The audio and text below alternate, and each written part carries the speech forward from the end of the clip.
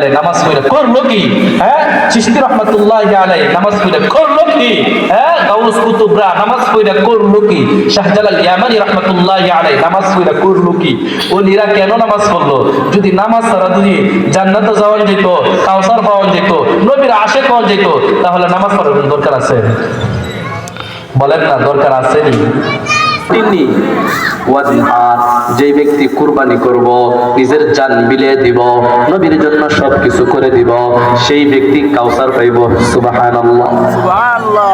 এবার প্রশ্ন হইতে পারে, তাহলে এখান থেকে একটা শিক্ষা জিনিস, ইন্না আতাইনাকাল কাউসার। আচ্ছা, তাহলে এখানে আলোচনা গুছাইলেন। তাহলে আমরা জানলাম এই কাউসার নাজিলের প্রেক্ষাপট, কাউসারের ব্যাখ্যা, 4টা ব্যাখ্যা কইলাম। এখন এই